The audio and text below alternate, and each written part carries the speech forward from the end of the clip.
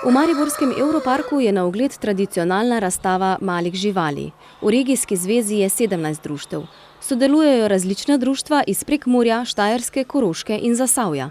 Tajnik Društva vzgojiteljev malih živali Maribor nam je povedal, da so letos pripravili že 9. srečanje, ki s seboj prinaša tudi nekaj novosti. Značilnost letošnje razstave je zelo pestra ponudba ali pa razstavljene perutnine. Okrog 100 primerkov imamo razstavljenih različnih pasem, vrst in barvnih različic.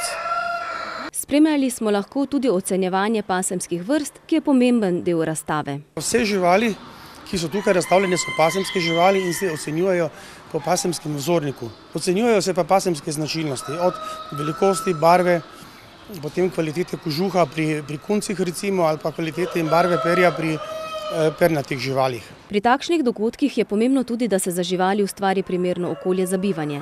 Za njih je, tako tudi v nočnem času oziroma v času zaprtja razstave, dobro poskrbljeno. Živali so deležne polne oskrbe, ki se zahteva za take vrste razstav. Nameščene so primerne v ustrezne kletke, na voljo imajo pitno vodo in hrano, ki je pač njim najbolj primerna. Sicer pa v nočnem času, podnevi in po noči, je organizirano varovanje teh živali. Imamo dežurne člane, ki skrbijo, da se kaj neprijetnega ne pripeti. Imeti hišnega ljubljenčka je ponavadi velika želja marsikaterega otroka. Če se odločimo, da bomo dali dom malim živalim, to s seboj prinaša odgovornost, skrb, nenazadnje pa je naš trud poplačan s pozornostjo in ljubeznijo, ki nam jo le-ti vračajo. Katere živali, poleg štirinožnih kosmatincev, so tiste, ki jih največ iščemo? Pri nas so ponavadi največja povpraševanja po kakih takih končekih, zato ker so tudi zelo aktivni, zelo podobni so kužkom in mucam, zelo se navežejo tudi na ljudi, tako da potem naslednje so kakšni morski prašički, so tudi taki zelo zanimivi. Edino, kaj je fajn pri morskih prašičkih vedeti, da so res zelo družabne živali in je fajn imeti v paru. Ta dva tudi cel čas se pogovarjajo.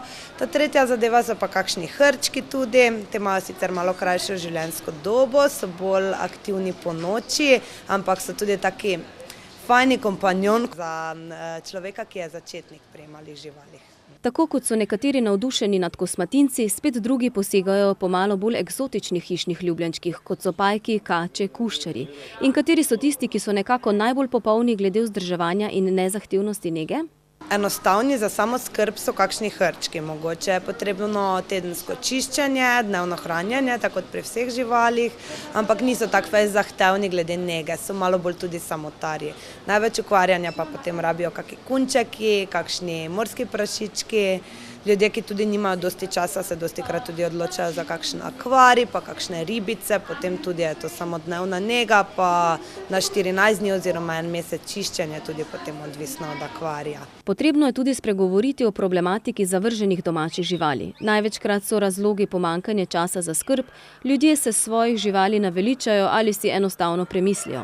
Zato se je, pred odločitvijo, da sprejmemo v svoj dom novega hišnega prijatelja, pomembno pogovoriti s člani družine, kdo bo odgovorna oseba. Če ste ravno v razmišljanju in ne veste, katero žival bi sprejeli v svoj dom, morda jo najdete prav na razstavi, ki se jo lahko ogledate do nedelje 29. oktobra.